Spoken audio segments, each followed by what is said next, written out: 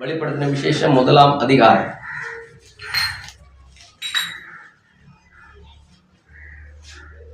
பதினைந்தாவது வசனம். அவருடைய பாதங்கள் உலைகளத்தில் காய்ந்த பிரகாசமான வெண்கலம் போல் இருந்தது. எப்படி இருந்ததாம்? உலைகளத்தில் காய்ந்த பிரகாசமான வெண்கலம் போல் இருந்தது. கவனிங்க, இன்றைக்கு நாம பார்க்க போறது இந்த வெண்கலம் என்கிற இந்த சொல்லில் இருந்து நாம் பார்க்க போறோம். வெண்கலம் என்றால் தீர்க்கதரிசி பேசும்போது வெண்கலம் தெய்வீக நியாய தீர்ப்பை குறிக்கிறது என்று அங்கே தீர்க்கதரிசி பேசுகிறார். இங்கே யோவான் இங்கே பார்க்கும் போது மனுஷகுமாரனுக்கு ஒப்பானவரை கண்டேன். அந்த மனுஷகுமாரனுக்கு ஒப்பானவருடைய 7 காரியங்களை அவர் பார்த்து அங்கே எழுதுகிறார். 7 ஒரு பரிபூரண எண்ணா இருக்கிறது. பரிபூர்ணமானவர் அவருடைய தன்மைகளை அங்கே யோவான் பார்த்து எழுதும் போது அங்கே வெண்கலம் போல் இருந்தது என்கிற காரியத்தை அங்கே பேசுகிறார். இதை குறித்து முன்னமும் நான் பேசியிருக்கிறேன். ரைட்.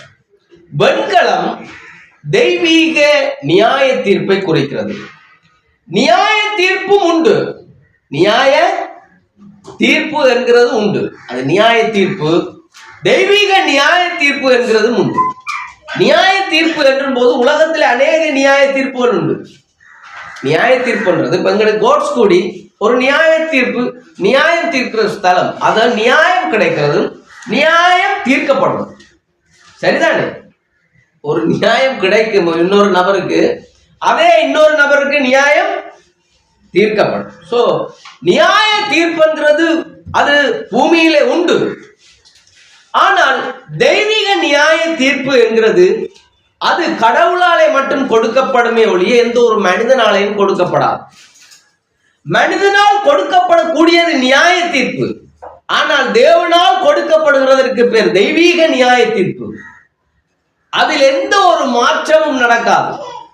அது நியாயம் தீர்த்தால் தீர்த்ததே. மனிதனுடைய நியாய தீர்ப்பிலே தவறுகள் நடக்கலாம்.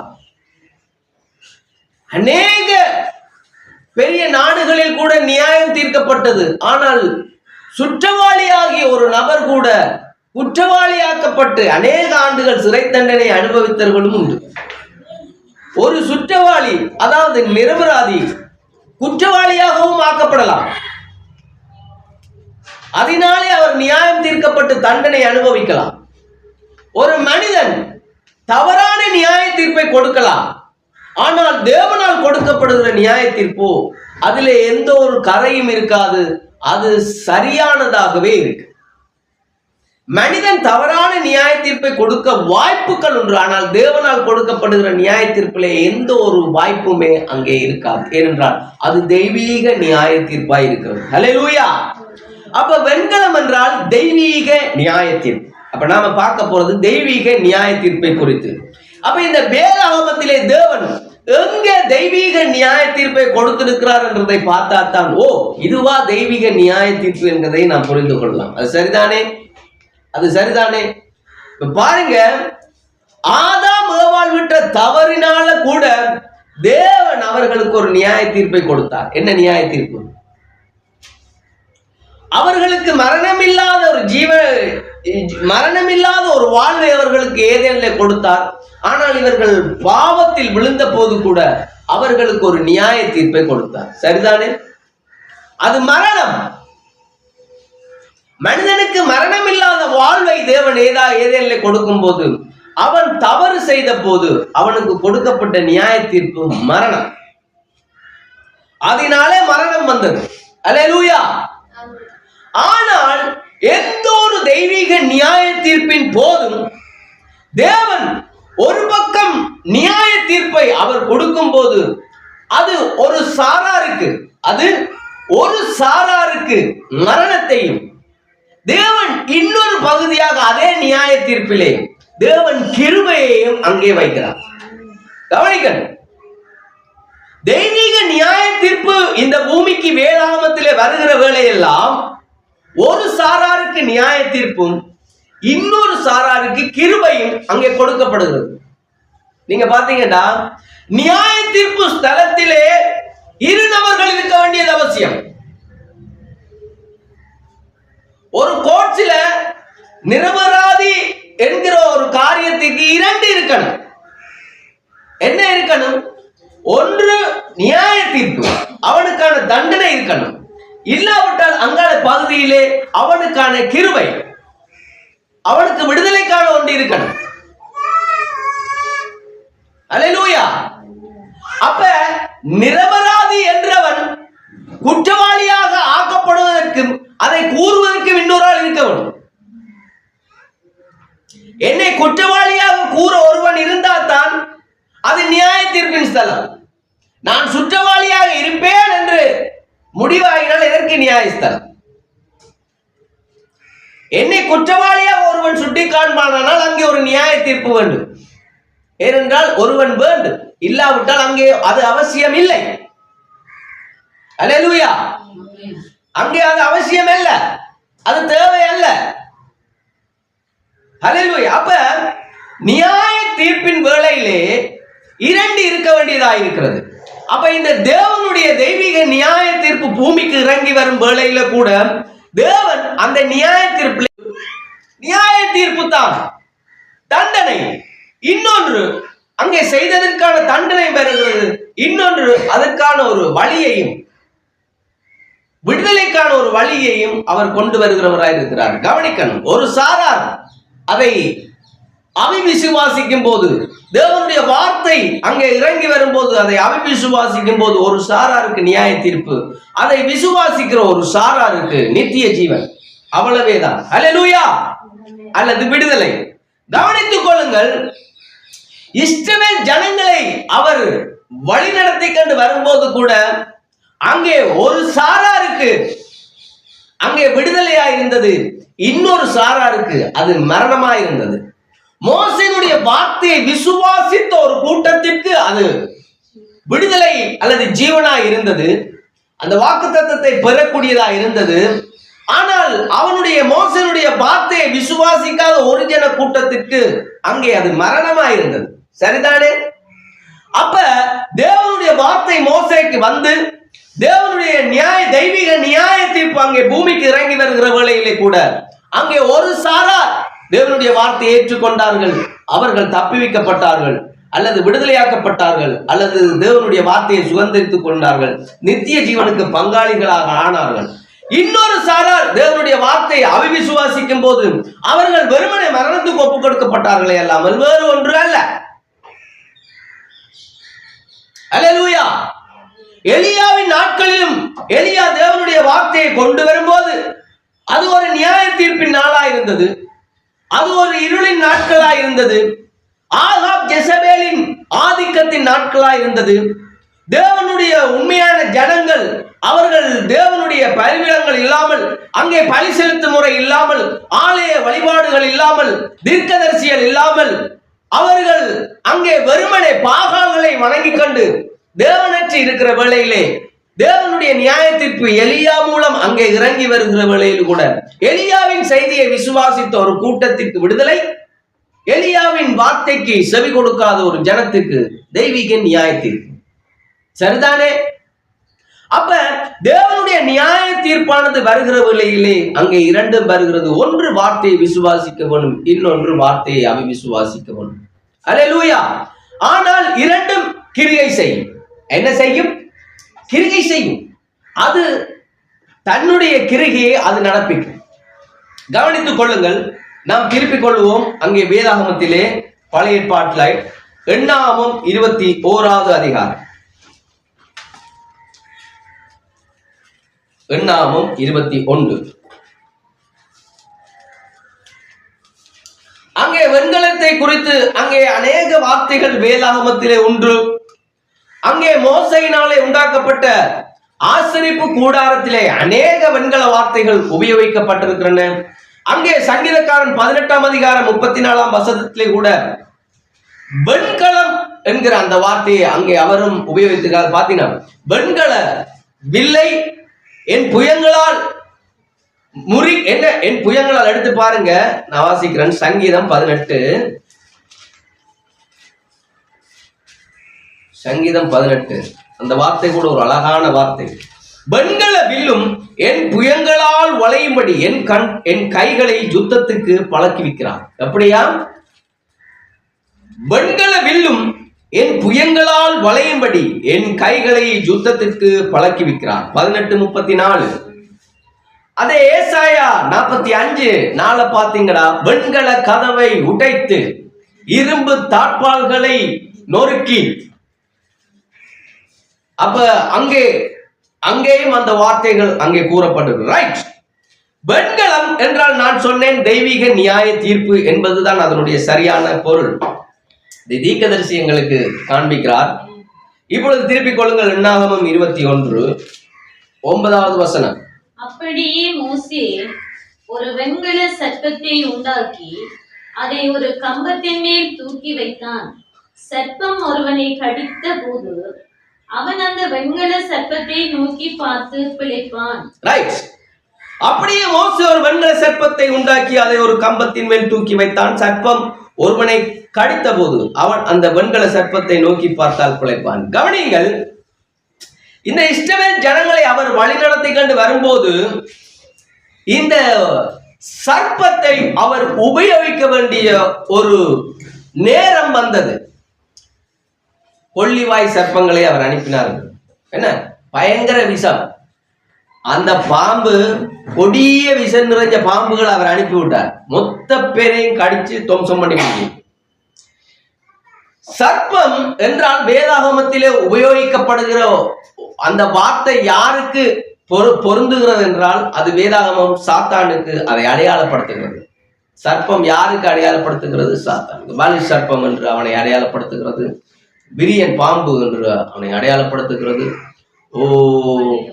பழைய பாம்பாகிய அந்த பாம்பு அதாவது சர்ப்பம் என்றால் அது பிசாசை. டக்கடங்களுக்கு பாம்பை பார்த்தாலே சாத்தான கண்ட மாதிரியே அந்த வேதம் எங்களுக்கு உருவாக்கி. பாம்பை காட்ட அட்டியா, பாம்பு எந்த பாம்புன்னு தெரியும். அட்டியா எந்த பாம்புண்டாலே எங்களுக்கு பேமை. சரியா? அப்ப தேவன் சர்ப்பத்தை அங்கே பிசாசுக்கு ஒப்பனையாக அவர் பாவனையாக பாவிக்கிறார். அல்லேலூயா. சர்ப்பத்துல நல்ல சர்ப்பம் கெட்ட சர்ப்பம் மட்டும் இல்லை. எது கடிச்சாலும் அவருக்கு எஃபெக்ட் ஆகும். எது கடிச்சாலும் ஏதோ ஒரு வகையில அவனுக்கு எஃபெக்ட் ஆகும். நல்லது கடிச்சாலும் ஏதோ ஒரு இழுப்பு வரும், கெட்டது கடிச்சா இழுப்பே வராது, போயிடும். அன்றைக்கு நான் பார்த்தேன், இந்த பாம்போ தெரியா, ஒரு கொத்து தான் சிங்கத்துக்கு. சிங்கமும் பாம்பும் நிக்குது. அந்த பாம்பு பயங்கர விஷமான பாம்பு. சிங்கத்துக்கு ஒரு கொத்து, அடுத்த கொத்து சிங்கம் திருப்பி சிங்கம் வர சிங்கத்துக்கு தலையில அடுத்த கொத்து நடந்து போய் சிங்கம் அப்படியே செத்து போச்சு, வலி இழுத்து. பாருங்க பவர். அப்படி அந்த பெரிய சிங்கத்துக்கு 2 கொத்து. அந்த பாம்பு 2 கொத்தோட உலகத்திலேயே வலிமையானது சிங்கம், அதிக வலிமையானது சிங்கம். அதனுடைய ஒரு அடி பாஞ்சு அடிச்சுதுண்டா அது எந்த பெரிய இதா இருந்தாலும் விடும். ரைட்டா? சிங்கத்துக்கு அவ்வளவு என்ன சொல்றது, அது வல்லமா, பவர்ன்றது என்ன சொல்றது, எனக்கு பேலன்.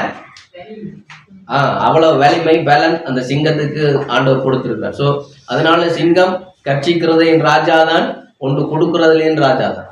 அந்த பெரிய ராஜா இந்த பாம்பட்ட பொத்து வாங்கி செத்துருக்கிறேன். ஸோ பாம்பு எவ்வளவு விஷம் உள்ளது. அதனாலதான் பாம்பை கண்டா பயனே. இந்த பாம்பு எப்படி என்று எங்களுக்கு நான் படிச்சுனாங்க. ஸோ அதனால எல்லா பாம்புக்கும் அடிக்கிறது. ஏன்னா நல்ல பாம்பா இருந்தாலும் கெட்ட பாம்பு நினைச்சே வெளுத்துருவோம். ஏன்னா கொத்தினா நாங்க சரி. அதனால ரைட். அப்ப பாம்பு சாத்தானுக்கு தேவன் அடையாளப்படுத்தினார். அப்ப இந்த கொள்ளிவாய் சர்ப்பங்களை அனுப்பி அந்த ஜனங்களை அவர் கொல்லும்படி ஏன் விரும்பினார் என்றால், பாருங்க, அவர்களுக்கு மரணத்தை அந்த வேளையிலே ஏன் அனுமதித்தார் என்றால், கவனிக்கணும். அவங்க சொன்ன வார்த்தை என்னன்னு தெரியுமா? 5வது வசனத்தை பாத்தீங்கன்னா, இந்த அற்பமான உணவு எங்கள் மனதுக்கு வெறுப்பாய் இருக்கிறது என்றார். என்னது இந்த அற்பமான உணவு? மண்ணா? அது அவங்களுக்கு என்னவா? சாப்பிட்டு 40 வருஷமா சாப்பிட்டு என்னவா போச்சு? அவங்களுக்கு கசப்பா போச்சு, வெறுப்பா போச்சு. கவனிங்க, அவங்களுக்கு அந்த சாப்பாடு சாப்பிட்டு வெறுப்பா போச்சு. கவனிங்க, சிலது எப்படி இருக்குமா? கசப்பா இருக்கு, வெறுப்பா இருக்கு. 40 வருஷமா செய்தி கேட்டு கேட்டு சில நேரம் கடைசியில அந்த வார்த்தை கசப்பா இருக்கு, வெறுப்பா இருக்கு. இவங்களும் 40 வருஷம் மண்ணாவை சாப்பிட்டு சாப்பிட்டு சாப்பிட்டு தேவனுடைய அந்த புனிதமான அது ஒருவருக்கும் கிடைக்கப்படாத அந்த மன்னா, வேதம் சொல்ல தூதர்களின் ஆகாரம் என்றும் அது வேதம் சொல்லுகிறது. சோ அவ்வளவு தேன் போல ஸ்வீட்டான ஒரு காரியத்தை இவங்க சாப்பிட்டு சாப்பிட்டு வெறுத்து போய் மோசேயை பகைக்க வலிக்கிட்டார்கள், மோசேக்கு விரோதமாய் பேச வலிக்கிட்டார்கள். என்னது? அவங்க உண்மையில எதை வெறுத்தாங்க? கர்த்தருடைய வார்த்தையை அவர்கள் அவமதித்தார்கள். அது அவர்களால் ஜீரணிக்க முடியாமல் போய்விட்டது. கர்த்தருடைய வார்த்தை அவர்கள் அவிசுவாசிக்கும் போது அவர்களுக்கு நேரிட்டது வெறுமனே மரணமே இல்லாமல் வேறு ஒன்றுமல்ல. தேவன் அங்கே மரணத்தை அனுமதித்தார். ஏன் அனுமதித்தார்? அவருடைய மெல்லிய அப்பத்தை அவர்கள் புசிக்க மனதில்லாமல் இருந்தார்கள். அவருடைய மெல்லிய வார்த்தை அவர்கள் ருசிக்க அவர்களுக்கு இருதயம் இல்லாது இருந்தது. ஆகையினாலே அவர்களுடைய இருதயம் அங்கே வெறுப்பும் கசப்பும் ஏற்படும் போது கர்த்தர் கொள்ளிவாய் சர்ப்பங்களை அனுப்பினார். இப்ப இருந்து ஆண்டவரே எங்களுக்கு ஏதாவது செய்யும், ஆண்டவரே ஒரு வழியை ஆயத்தப்படுத்தும் போது உண்மைதான், தேவன் ஒரு நியாய தீர்ப்பை கொடுத்தால் அவர் இன்னொரு வழியையும் வைத்திருப்பார். அது ஆதிகாமம் தொடக்கம் அவ்வண்ணமாகவே தேவனுடைய இரக்க குணம் அவ்வண்ணமாகவே இருக்கிறது. ஆதாமுக்கு மரணத்தை கொடுத்தார், ஆனால் தப்புவிக்கும்படியாக ஒரு வழியையும் கொடுத்தார். உன் வித்துக்கும் அவள் வித்துக்கும் பகையை உண்டாக்குவேன் என்கிறதான ஒரு தப்புவிக்கத்தக்கதான ஒரு வழியை அவர் ஆதாமுக்கு கொடுத்தார். ஆகையினாலே இயேசு கிறிஸ்து இந்த பூமிக்கு வந்து ரத்தம் சிந்தி அவர் எங்களுடைய பாவங்களை ஏற்றுக்கொண்டதினாலே நாம் என்னவாக இருக்கிறோம்? என்னவாக இருக்கிறோம்? நீதிமான்களாக இருக்கிறோம். மரணத்தில் இருந்து நீங்களாக்கப்பட்டு நித்திய ஜீவனுக்கு சுதந்திரவாளிகளாக இருக்கிறோம். கவனித்துக் கொள்ளுங்க. தெய்வீக நியாய தீர்ப்பு என்றால் இங்கே நிப்பாட்டுகிறேன். இந்த வெண்கல சர்ப்பம் ஒரு கம்பத்தில தூக்கப்பட்டு என்ன செய்யப்பட்டது? இவங்க செஞ்ச இந்த காரியத்தினால கொள்ளிவாய் சர்ப்பங்கள் வந்து அநேகரை அங்கே தீண்டும் போது, மரணங்கள் ஏற்படும் போது, இவர்கள் மோசையிடம் முறையும் போது, மனம் திரும்பும் போது, அப்பொழுது தேவன் அவர்களுக்கு இன்னொரு வழியை ஏற்படுத்தினார். கவனிக்கணும். அந்த வழிதான் இந்த வெண்கல சர்ப்பம்.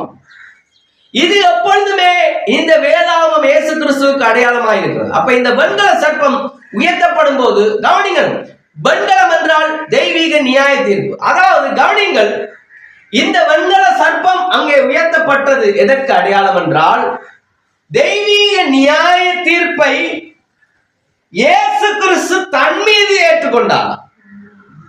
தெய்வீக நியாய தீர்ப்பை கவனிங்க, தெய்வீக நியாய தீர்ப்பை இயேசு கிறிஸ்து தன் மீது ஏற்றுக்கொண்டார் என்றால் இயேசு கிறிஸ்து வேதம் சொல்லுகிறது அவர் பாவம் இல்லாதவர் பாவமானார். பாவம் இல்லாதவர் பாவமானார். அப்ப சர்ப்பம் யாருக்கு அடையாளமா இருக்கிறது? சாத்தானுக்கு. அவர் அன்றைக்கு தெய்வீக நியாய தீர்ப்பை, வெண்கலம் எதற்கு அடையாளம்? தெய்வீக நியாய தீர்ப்பு. அப்ப தேவனுடைய நியாய தீர்ப்பு அந்த ஜனங்கள் மீது வந்து விழுந்து மரணம் நடக்கிற வேளையிலே தேவன் தெய்வீக நியாய தீர்ப்பை தன் மீது, இயேசுவானவர் தன் மீது ஏற்றுக்கொண்டு பாவமானார். அப்ப அந்த வெண்கலத்தினால செய்யப்பட்ட சர்ப்பமானது தெய்வீக வெண்கலம், தெய்வீக நியாய தீர்ப்பு, தெய்வீக நியாய தீர்ப்பு. அப்ப தேவனுடைய நியாய தீர்ப்பை இயேசு கிறிஸ்து எடுத்து இங்கே அவர் பாவியாக இருந்தார், ஆனால் அவர் தெய்வீக நியாய தீர்ப்பை சுமந்து கண்டு பாவியாக இருந்தார். வெறும் பாவி அல்ல, தெய்வீக நியாய தீர்ப்பை சுமந்து கொண்டு அவர் பாவியாகி அந்த கம்பத்தில் இருந்த வெண்கல சர்ப்பத்தை பார்க்கிறவர்கள் எல்லாரும் சுகம் பெற்றார்கள். அல்லேலூயா. அவங்க சாத்தான பார்த்து சுகம் பெறல, வெண்கல சர்ப்பமாகிய கிறிஸ்துவை பார்த்து சுகம் அடைந்தார்கள். ஹல்லேலூயா. இயேசு அவர் எல்லா மனித குலத்தின் பாவத்தையும் தன் மீது சுமந்து கொண்டு சிலுவையில் தொங்கும் போது அவர் பாவியாக இருந்தார்கள். வேறு ஒன்றுமல்ல, ஏனென்றால் உங்கள் பாவங்களையும் என் பாவங்களையும் சுமந்து கொண்டுதான் அங்கே இருந்தார். ஹல்லேலூயா. பிதாவாகிய தேவன் குமாரனாகிய இயேசு கிறிஸ்துவை சிலுவையில் பார்க்கும் போது அவர் குற்றவாளியாக பார்த்தாரோ குற்றவாளியாக பார்த்தாரோ? அவரை குற்றவாளியாக பார்க்கும் போது உங்களை குற்றவாளியாக பார்க்கிறார். ஏனென்றால் உங்களுக்கான எல்லாவற்றையும் எனக்கான எல்லாவற்றையும் அவர் சிலுவையில் ஏற்றுக்கொண்டதினாலே நாம் நிரவதியாக அழைக்கப்பட்டோம். நாம் நிரபராதிகள். ஏனென்றால் எங்களுக்கான ஒன்றை அவர் ஏற்றுக்கொண்டார். அல்லேலூயா. பாவம் இல்லாதவர் பாவமாகி அவர் எல்லாவற்றிற்கும் தம்மை தாழ்த்தி அவர் மரண பரியந்தங்களை தாழ்த்தினதினாலே தம்மை தாழ்த்தினதினாலே பிதாவானவர் பூமியின் சகல அதிகாரங்களையும் அவருக்கு ஒப்புக் கொடுத்தார். அல்லேலூயா. ஒரே பலியாகிய கிறிஸ்துவானவர் அவருடைய மரணத்தினாலே நாம் விடுதலையாக்கப்பட்டிருக்கோம். அல்லேலூயா. அநேக பலிகள் பழைய ஏற்பாட்டிலே அங்கே பாவத்தை மூடினது என்று வேதம் சொல்லுகிறது. பவுல் அவனமாய் சொல்கிறார், அவைகள் பாவத்தை மூடியது, அதற்கு நிவர்த்தி செய்யவில்லை. பாவத்தை நிவர்த்தி செய்யவில்லை, பாவத்தை மூடியது. பாவத்தை கிழித்த ஒரே ஒரு இரத்தம் இயேசு கிறிஸ்துவின் இரத்தமாய் இருக்கிறது. அல்லேலூயா. அதனாலே வேதம் சொல்லுகிறது, அவர் மரித்து உயிர்த்த போது எல்லா திரட்சிகளையும் கிழித்தார். அல்லேலூயா. அவர் கிழித்தார் என்றால் அவ்வளவுதான். அல்லேலூயா. உள்ள போக முடியாத உங்களையும் என்னையும் உள்ளே போகாது, கிழிக்கப்பட்டு அனுமதிக்கப்பட்டது. அல்லேலூயா. தேவன் அதை செய்தார், கிறிஸ்து மூலம் செய்தார். தம்முடைய ஒரே பேரான குமாரனை சிலுவைக்கு ஒப்புக் கொடுத்து அதன் மூலம் செய்தார். அல்லேலூயா. செய்ய முடியாத ஒன்றை செய்யும்படிக்கு தேவன் ஒரு வழியை முன்பதாக ஆயத்தப்படுத்தி வைத்திருந்தார். அவ்வளவேதான். தேவன் ஆயத்தம் பண்ணி வைத்திருந்தார், தேவன் அதை நிறைவேற்றினார். அல்லேலூயா. அப்ப அந்த வெண்கல சர்ப்பம் தெய்வீக நியாய தீர்ப்பு. அவர் அன்றைக்கு பாவமாயினார். அந்த வெண்கல சர்ப்பத்தை பார்த்தவர்கள் சுகமடைந்தார்கள். இன்றைக்கும் அதேதான் பொருள். நீங்கள் ஏற்கனவே கேள்விப்பட்டபடி சிலுவையை நோக்கி பார்த்தவர்கள் இன்றைக்கும் சுகமடைகிறார்களே அல்லாமல் வேறு ஒன்றுமல்ல. அல்லேலூயா. அதை விசுவாசிக்கிறவர்கள் மாத்திரமே சுகமடைகிறார்கள், ரட்சிப்படைகிறார்கள், மீட்பின் புத்திர சுவிகாரத்தை பெற்றுக் கொள்கிறார்கள், நித்திய ஜீவனை பெற்றுக் கொள்கிறார்கள், வாக்குத்தத்தத்தை பெற்றுக் கொள்கிறார்கள், உடன்படிக்கையின் பிள்ளைகளாக ஆக்கப்படுகிறார்கள். அல்லேலூயா. எதனால? வெண்கல சர்ப்பத்தை பார்த்ததினாலே. சிலுவையிலே இருக்கிற வெண்கல சர்ப்பம். அல்லேலூயா. அன்றைக்கு அந்த மோசையினாலே உண்டாக்கப்பட்ட வெண்கல சர்ப்பம் அல்ல, சிலுவையிலே இருக்கிறதான வெண்கல சர்ப்பம். அல்லேலூயா. ஏனென்றால் அவர் அன்றைக்கு சிலுவையிலே வெண்கல சர்ப்பமாகத்தான் இருந்தார். ஏன்? தெய்வீக நியாய தீர்ப்பு அவர் மீது இருந்தது. அன்றைக்கு ஒரு சர்ப்பம் மீது, வெண்கல சர்ப்பத்தின் மீது இருந்தது. இன்றைக்கு அந்த மனுஷன் மேலே அந்த தெய்வீக நியாய தீர்ப்பு சிலுவையில் இருந்தது. அல்லேலூயா. அவர் நமக்காக பாவமானார், அத்தனை பாவத்தை சுமந்தார். சரி, சேம், ஒரு மாற்றம் இல்லை. அந்த இயேசு கிறிஸ்துவுக்கு அடையாளமாகவே அன்றைக்கு அது உயர்த்தப்பட்டது. அல்லேலூயா. அது உயர்த்தப்பட்டது இயேசு கிறிஸ்துவுக்கு. ஆனால் இயேசு கிறிஸ்து அதே சேம், அது வெண்கல சர்ப்பமானால் அவரும் வெண்கல சர்ப்பமானார். அல்லேலூயா. சிலுவையிலே. ஏனென்றால் எங்களுடைய பாவத்தை அவர் சுமந்தார். அல்லேலூயா. அல்லேலூயா. எத்தனை பேருக்கு புரியுது? சில பேர் என்ன புரியாம இருக்கிறீங்க. எடுத்துக்கொள்வோம். அங்கே யோவான் 3:14 சொல்லப்படுகிறது. யோவான் 3:14 திருப்பி கொள்ளுங்க வசனத்தை. தேவன் தம்முடைய ஒரே பேரான குமாரனை விசுவாசிக்கிறவர் அவனோ அவன் கெட்டு போகாமல் நித்திய ஜீவனை அடையும் படிக்கு அவரை தந்தருளி இவ்வளவாய் உலகத்தில் அன்பு கூர்ந்தார். எவ்வளவாய் உலகத்தில் அன்பு கூர்ந்தார்? ஒருவரும் கெட்டு போகாதபடிக்கு தேவன் இவ்வளவாய் அன்பு கூர்ந்தார். 3:14-15 சர்ப்பமானது, யோவான் 3:14-15 பாருங்க. சர்ப்பமானது மோசையினால் வனாந்திரத்தில் உயர்த்தப்பட்டது போல மனுஷகுமாரனும் தன்னை விசுவாசிக்கிறவனோ அவன் கெட்டு போகாமல் நித்திய ஜீவனை அடையும்படிக்கு உயர்த்தப்பட்டார். அல்லேலூயா. அவர் உயர்த்தப்பட்டார். அன்றைக்கு மோசையினால் உயர்த்தப்பட்டு சுகம் பெற்றார்கள், இன்றைக்கு உயர்த்தப்பட்டு விடுதலை பெற்றிருக்கிறார்கள். அல்லேலூயா. இதை நானும் நீங்களும் விசுவாசிக்கிறோம். கவனிச்சு கொள்ளுங்க. வெண்கலம் தெய்வீக நியாய தீர்ப்பு என்கிறதை எப்பொழுதுமே மறக்க கூடாது.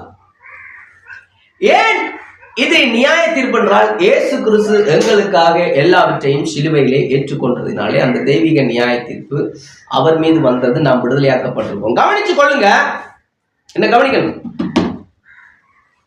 திக்கதரிசி பேசும்போது அங்கே ஆதாம் ஏவாள் அங்கே பாவத்தில் விழுந்த போது, மரணத்திற்குள் விழுந்த போது, தேவன் பிதாவாகிய தேவன் ஆதாமை தேடி ஏதேனுக்கு வந்து, கவனிக்கணும், தேடி ஏதேனுக்கு வந்து, ஆதாமே ஆதாமே நீ எங்கே இருக்கிறாய் என்று கேட்டார். இவன் எங்கே இருக்கிறான்னு கேட்கறதுக்கு அவருக்கு என்ன, இவன் எங்கே இருக்கிறான்னு தெரியாதா? ஆதாமே ஆதாமே நீ எங்கே இருக்கிறன்றது கேட்கறதுக்கு பதிலாக கடவுள் தேவன் என்ன கேட்டிருக்கணும்? ஆதாமே முதல் அங்கிருந்து வெளியே வா. எலியாவை பார்த்து என்ன கேட்டார்? நீ எப்ப விழுந்து இருக்கிற, வெளியே வா. அப்படி கேட்டவர் இங்க கேட்கல. எலியாவே வெளியே வாமல், நீ ஏன் ஜெசபேலுக்கு பறந்து போயிருக்கிற? முதல் நீ வெளியே வா. எலியாவை போய் வெளியே வர சொன்னவர் ஆதாம கேட்கிற, நீ எங்க இருக்கிறேன்? என்னது அவருக்கு தெரியாதோ? தெரியும், அவருக்கு தெரியும். இங்கே ஏவாள் செஞ்சதும் தெரியும், ஆதாம் செஞ்சதும் தெரியும்.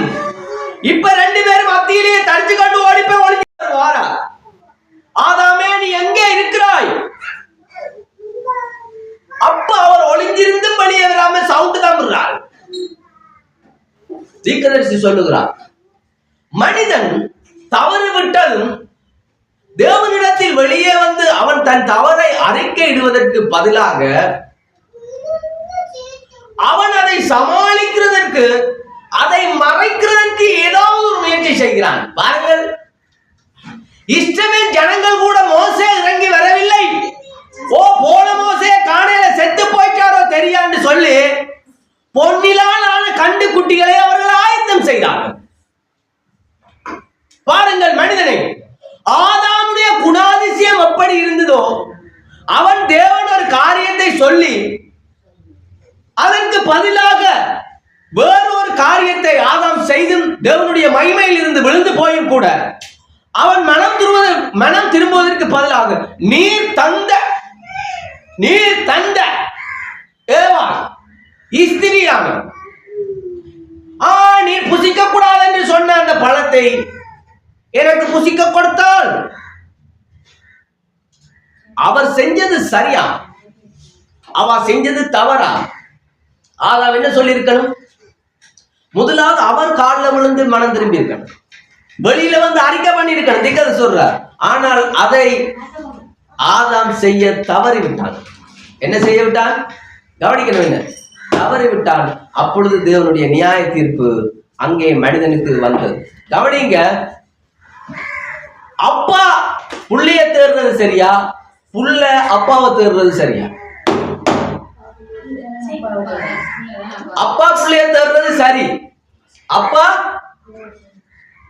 அதனாலதான் அவர் அந்த பாச கைத்த வந்து ஒரு அதான் குடும்பத்துக்கு வச்சிருக்கிற. என்ன 1000 தான் புள்ள தப்பு விட்டாலும் அப்பா புள்ளைய தேடியே, 1000 தான் தவறு விட்டாலும் அதை அப்பா மன்னிச்சுக்கண்டே இருப்பார். அதுதான் தேவனுடைய அந்த குடும்ப, தேவனுடைய ஐக்கியம். அது அவருக்குள் இருந்து மனிதனுக்குள் வந்து ரைட். கவனிக்கணும், அப்பா புள்ளைய தேடி வரணும்ன்றது சட்டமா? இல்ல, சட்டம் அது இல்ல, அது குணாதிசயம். அப்பா புள்ளைய தேடி வர்றது குணாதிசயம். சட்டம் புள்ள அப்பா தேடிப்போம். சட்டம் என்ன? உண்மைக்கு சட்டம் என்ன? மகன் தகப்பனை தேடி போவதே சட்டம். தகப்பன் மகனை தேடி வரணும்ன்றது சட்டம் அல்ல. ஒழுங்கு மகன் தகப்பனை தேடி போவோம். இளைய குமாரன் கதையில திக்க சொல்றார், மகன் தகப்பனை நினைவு கொண்டு, தகப்பனுடைய எல்லா காரியங்களை நினைவு கூர்ந்து, நான் இன்னைக்கு இந்த பண்டி கொட்டைகள் இருந்து பண்டிகை போடுற சாப்பாடே எனக்கு கிடைக்கலையே என்ற ஒரு நிலைக்கு வரும்போது, அவன் அநேக பாடுகளை உபத்திரவத்தை அவன் பூமியிலே சந்தித்துக் கொண்டிருக்கும் போது தேவனை விட்டு விலகி திக்க சொல்ற. கவனிங்க, மகன் தகப்பனை தேடி போனான் என்பதே தேவனுடைய கதை. தேவனுடைய கதையானது மகன் தகப்பனை தேடி போகவனுமே அல்லாமல் தகப்பன் மகனை தேடி வரக்கூடாது. ஆனால் அன்றைக்கு ஏதேல்ல தகப்பன் மகனை தேடி வந்தார். ஹல்லேலூயா. மகனை தேடி வரும்போது மகன் மனம் திரும்பி இருக்கணும்.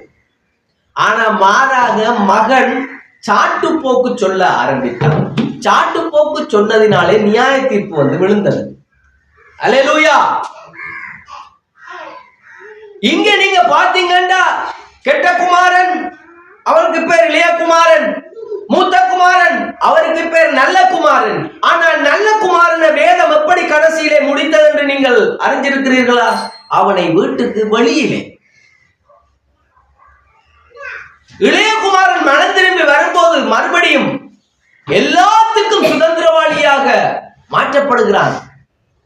மறுபடி மனம் திரும்பியவனை தகப்பன் கட்டி அணைத்து தூரத்திலே கண்டு கட்டி அணைச்சு விழுந்து குளறி அவனுக்கு மெல்லிய வஸ்திரத்தை கொடுத்து, உயர்ந்த வஸ்திரத்தை கொடுத்து, ஒரு முத்திரை மோதிரத்தை கொடுத்து அவனுக்கு அன்றைக்கு பாதத்திலாம் கொடுத்து பெரிய பண்டிகையே வச்சார். கவனிங்க, அப்ப மூத்த மகன் அங்க இல்லை. அவன் தகப்பன்ற வேலையை பார்க்கறதுக்கு வெளியே போயிருந்தான். எல்லாம் முடிச்சுட்டு வரும்போதுதான் என்ன சத்தம் எல்லாம் அங்க இருக்குது. வீட்டு ஏதோ உட்காலங்கள் மேளங்கள் பேண்டுகள் எல்லாம் அடிபடுதுட்டு வெளியில ஒரு ஆளை கூப்பிட்டு கேட்டான், என்ன நடக்குதுன்ற சம்பவம் இதுதான் என்ற ஒண்ணு.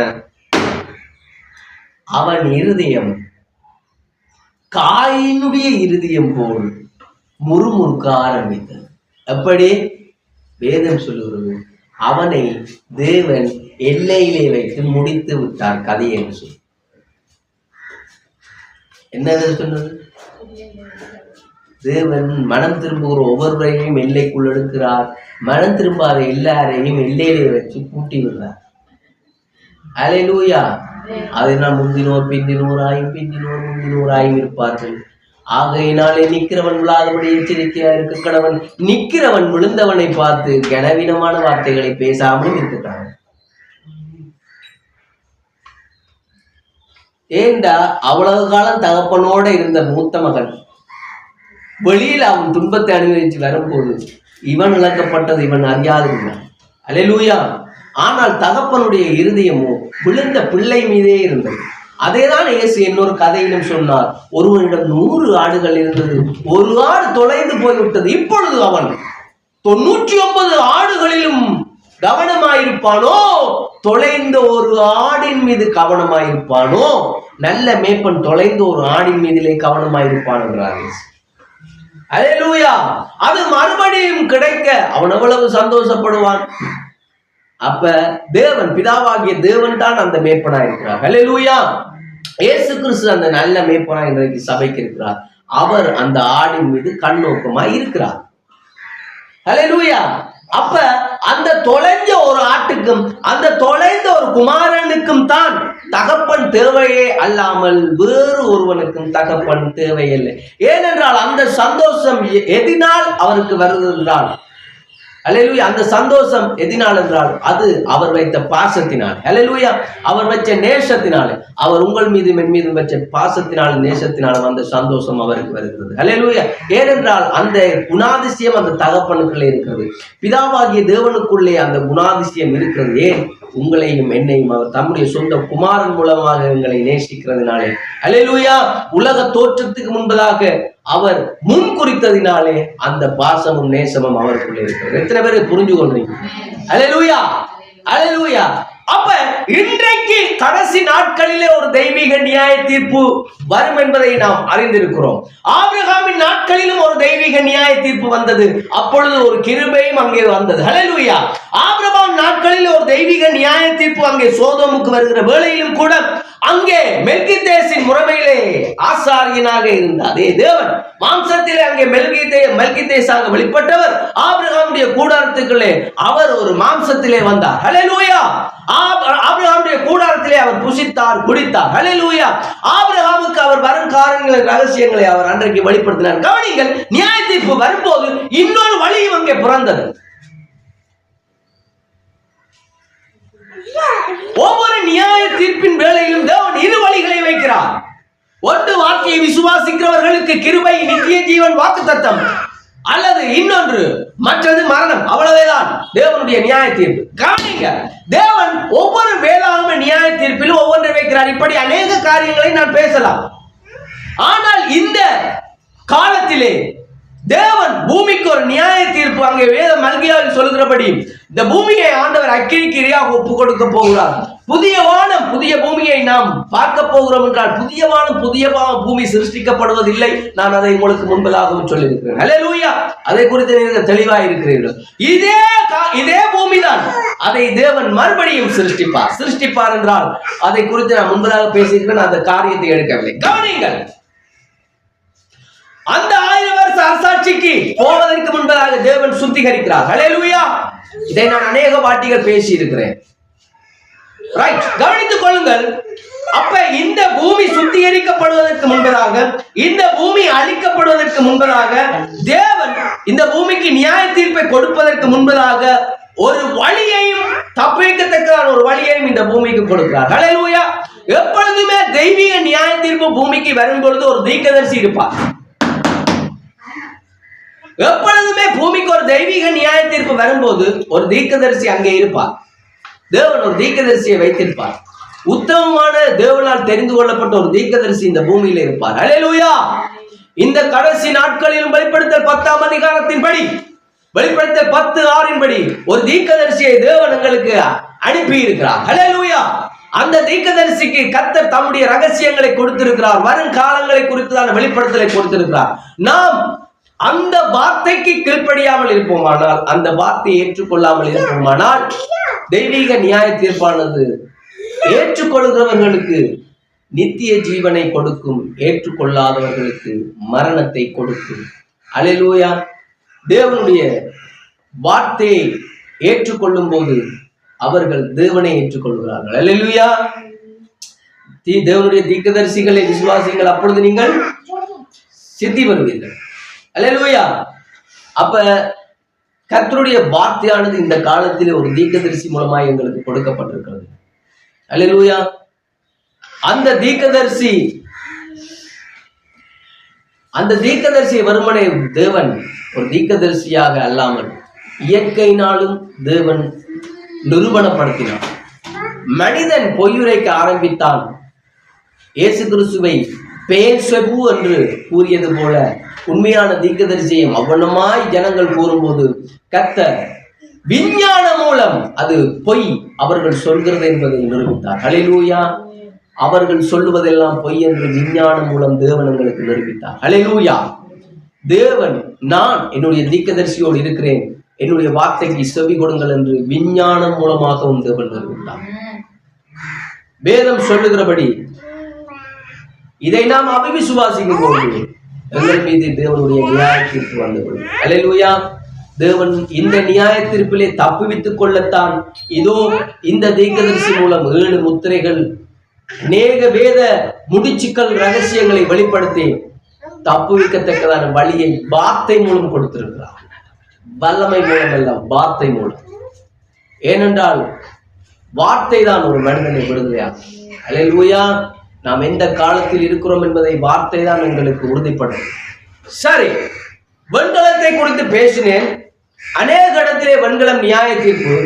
தீர்க்கதரிசியுடைய நேரத்திலும் அவர் அந்த வார்த்தையை உபயோகப்படுத்தி இருக்கிறார் என்பதற்காக இந்த நாளிலே வெண்கலத்தை நான் எடுத்தேன். முன்பதாக பேசியிருந்தாலும் ஐயா இதுதான் முடிவின் அடையாளமா என்கிற செய்தியிலே அந்த வார்த்தையை அவர் உபயோகித்திருக்கிறார். செய்தி முன்னதாக நான் உங்களுக்கு பேசியிருந்தாலும் இந்த ஒரு வார்த்தையினாலே மறுபடியும் இந்த செய்திக்குள்ளே நான் பிரயாணம் பண்ண வேண்டியதாக இருந்தது.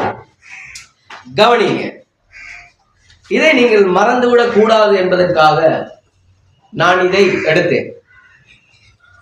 தீர்க்கதரிசி அங்கே முதலாக அவர் ஞானஸ்தானம் கொடுக்கும் போது 30 ஆண்டுகளுக்கு முன்னர் அந்த கர்த்தருடைய தூதன் இறங்கி வந்த போது என் மனைவியும் இன்று இங்கு வந்திருக்கிறவர்களில் சிலரும் என்னுடன் அப்போது இருந்தனர்.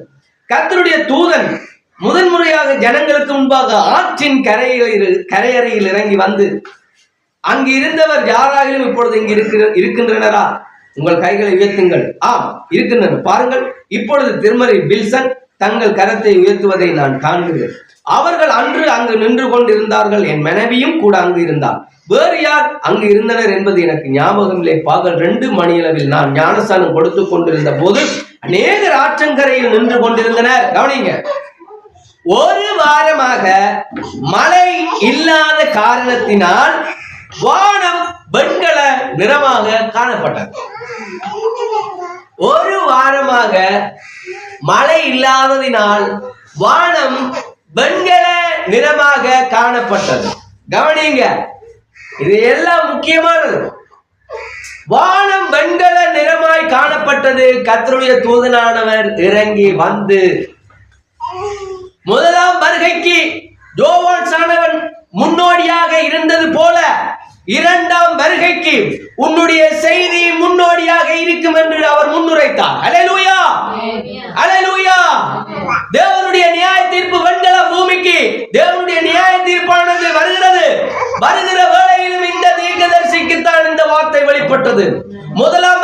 கர்த்தருடைய தூதனானவர் அங்கே யோவான் சாணவன் முன்னோடியாக முதல் வருகைக்கு இருந்தது போல மறுபடியும் அவருடைய இரண்டாம் வருகைக்கு இந்த வார்த்தை முன்னோடியாக இருக்குமே இல்லாமல் வேறொரு வார்த்தை முன்னோடி அல்ல. ஹல்லேலூயா. இந்த வார்த்தை தான் அந்த வழியா இருக்கிறது, தப்புவிக்கத்தக்கதானவன். ஹல்லேலூயா, ஹல்லேலூயா. வெண்கலம் நியாய தீர்ப்பு.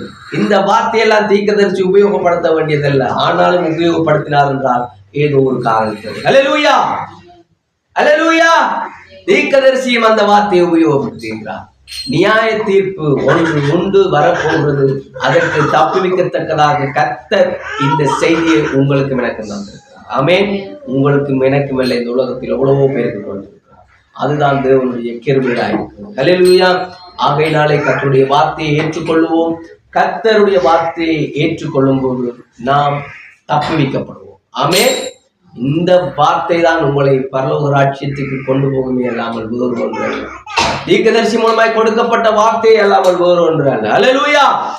இதை நீங்கள் ஏற்றுக்கொள்ளுங்கள், அப்பொழுது நீங்கள் குணப்படுவீர்கள் என்பதே என்னுடைய கருத்து. ஆமென்.